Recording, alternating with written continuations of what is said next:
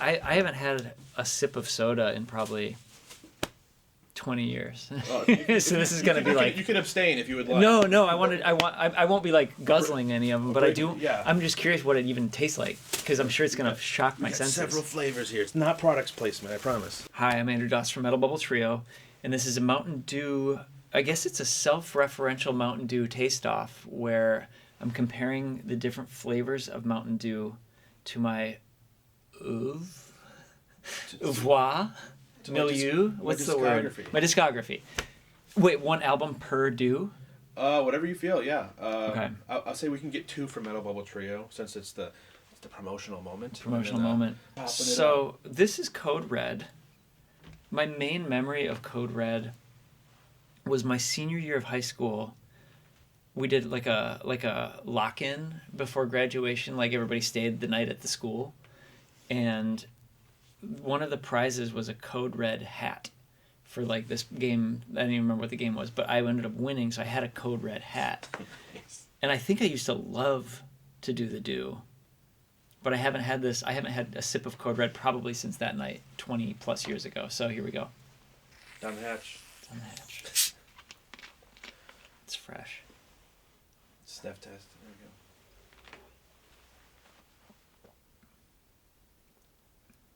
It's really good.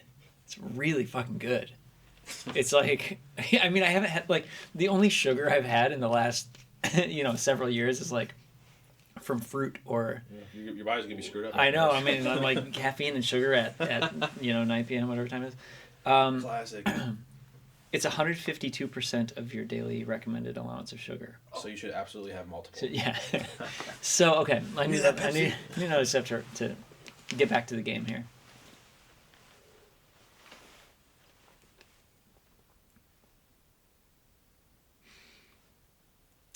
It takes me back to Anathallo days, probably Floating World, in part because it was earlier in my life, and in part because it just gave me this weird... Do you remember Sprite Remix? Yes. Yeah. So was it Shaq maybe? No. Oh, maybe. It was the second iteration. So Sprite Remix was like a fruitier rather than like pure lemon lime. And there was an Anathallo show. Driving to the show, I had a bunch of Sprite Remix and Twix bars. And earlier that day, the drummer had made some bratwurst out of the freezer, direct freezer to grill. Ate them, wasn't fully cooked. Little did I know I was getting some of the worst food poisoning I would ever have in my life. Sounds horrific. Barfed up shitloads of Sprite Remix and Twix bars. And taste aversion. have never had Sprite Remix or Sprite since because I cannot do it. This reminded me that it's actually yummy if you haven't just tasted it coming back out. Yeah, it's ruined your life. Pretty good. It's Floating World, Code Red. Wait, blue we're saving because I dropped it. Okay, so now we're going classic.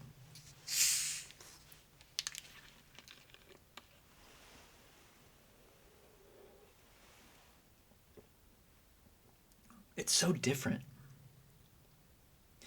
Whoa, sense memory. This is crazy. I actually just was transported to a time. Okay, so weirdly, when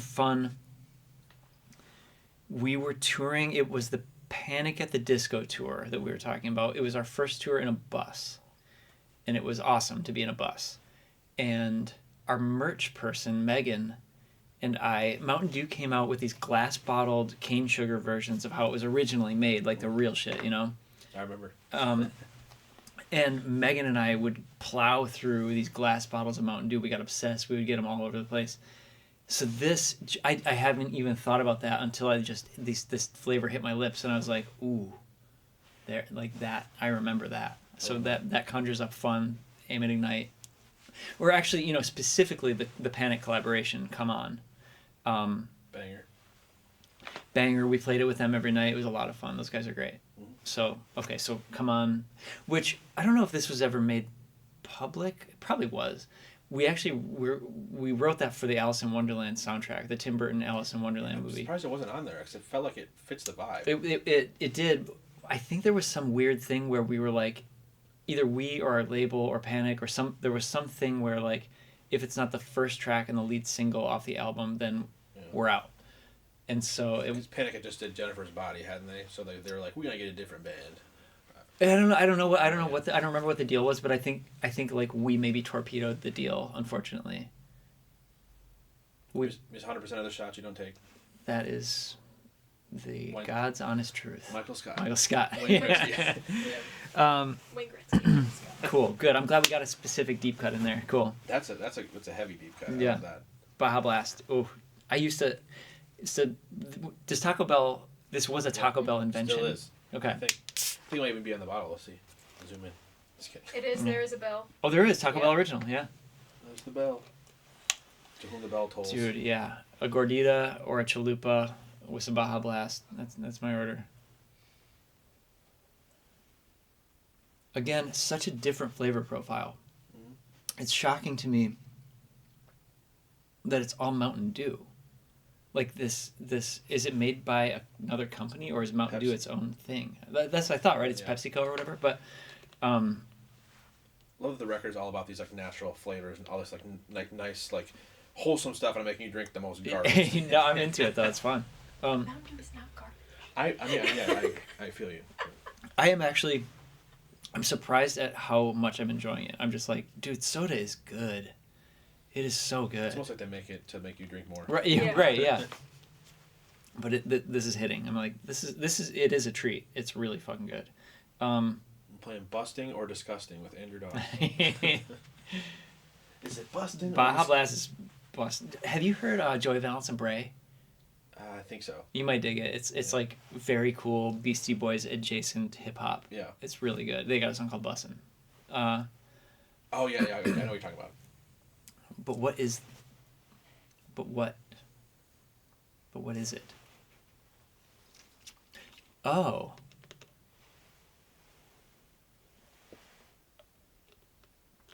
I think this is Cucumber. Because there is a bit of like a melon or cucumber. There's some kind of I don't know what family of vegetable or fruit that stuff is, but citrus? No. It's like is a citrus is a melon and a cucumber the same family of vegetable? Like I feel like they are. Anyway, this reminds me a bit of Cucumber, a bit of like the album as a whole. There's a bit of a melon and a breeze to it, the Baja breeze of Cucumber. Yeah. Cucumber. Metal Bubble Trio.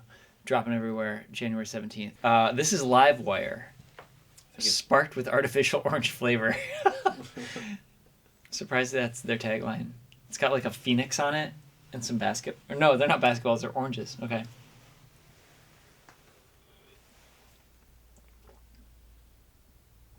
This tastes like just orange soda. This is orange soda. But it's probably got caffeine in it because it's Mountain Dew, right? Easily, yeah.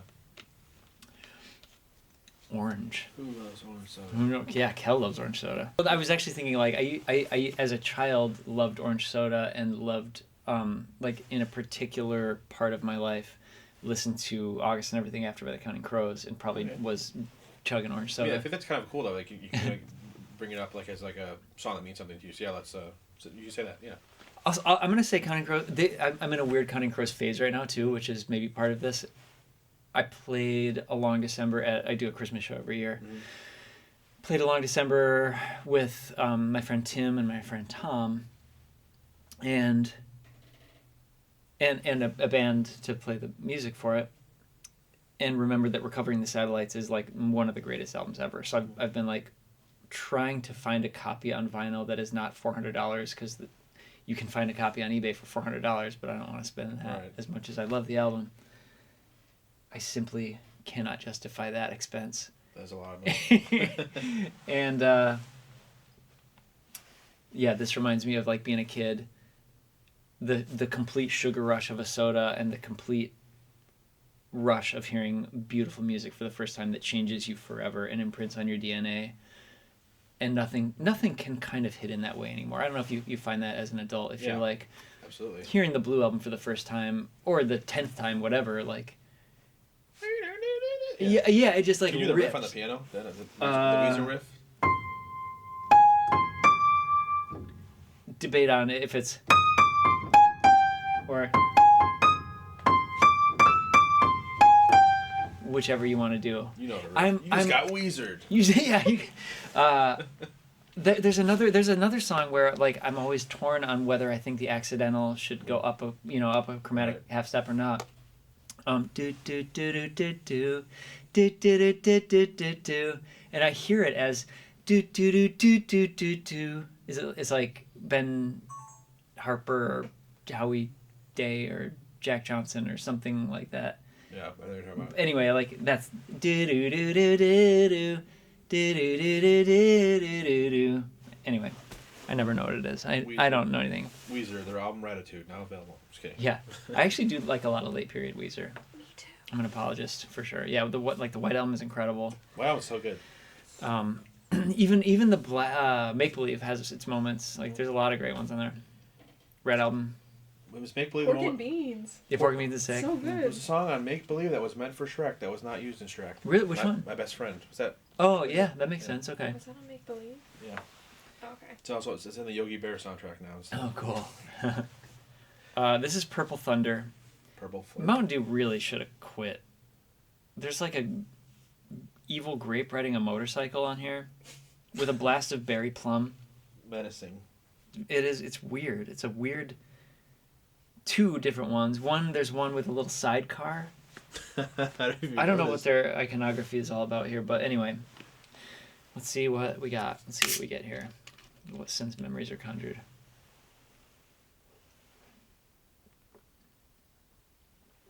This is really good too.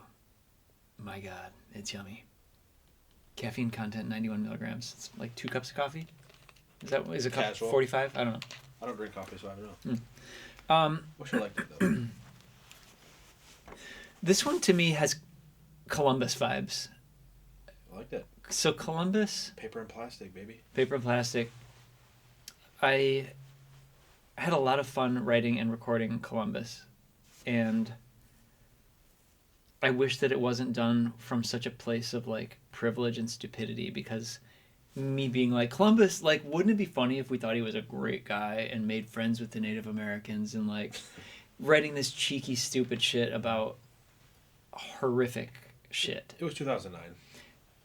It was actually 2005 when I wrote it. Well, there you go. So, but it just as like a shitty college kid, and just being like, dude, this is funny. Like, he's gonna be the president, and they're gonna love him, and you know. And so, like, the years haven't really been kind, in my opinion. Nobody ever like came at me for it or anything, but my own kind of take is that like that wasn't very sensitive. I mean, there's a whole Hamilton musical, so. Right, yeah, like it's probably all okay, and it's probably fine, and I've fine. like certainly learned and grown, but like it feels weird to me to think about Columbus and to talk about it, even though it I think came from a pure place. I wasn't trying to cause any damage, but knowing what we know now about what it means to be on indigenous land, to the history of our country, and whatever, like there's a lot of stuff that doesn't make Columbus feel so good to me anymore. Fair enough. But I still stand by it as a weird little project. You know, I think you got to take some swings as an artist. You got to hope that it ages well and works and is true and is honest and whatever. It's part of being an artist. Sometimes it works, sometimes it doesn't. Absolutely, yeah. It could have been much worse, I suppose. But still proud of it. Still glad I did it. It was part of what, like, you know, Nate sings on it a little bit, and so part of getting closer to Nate through like the Anathallo format touring stuff was making the recording of Columbus and having Nate do it. So that was cool. Yeah. Columbus.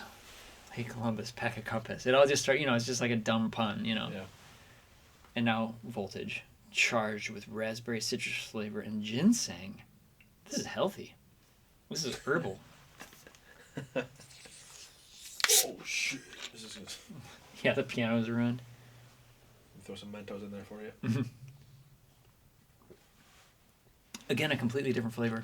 Completely different flavor profile. Really good.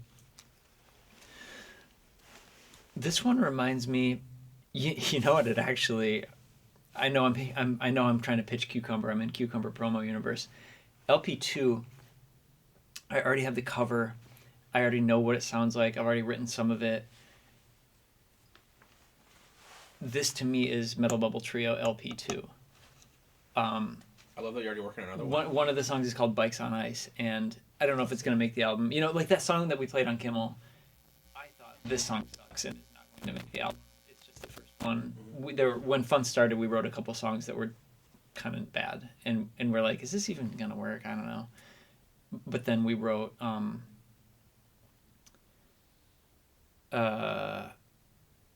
let's see. Oh, like at least I'm not as sad as I used to be. And then we were like, oh, this does work. We got something here. Good. So I don't know if Bikes on Ice will make the album. I don't know, but the process is beginning, and this to me has that icy, a bike on ice that the wheels scoot out, you fall. That's, you know. Scooter to the leg. Yeah, exactly. Yeah. So LP2. As a working title now is Metalhead Satellite Mix-Up, and I don't know if that's going to stick either, but Metal Bubble Trio, Metalhead Satellite Mix-Up, Mountain Dew Voltage. Forever. Yeah. Hi, I'm Andrew Dost from Metal Bubble Trio, and you're watching Common Revolt.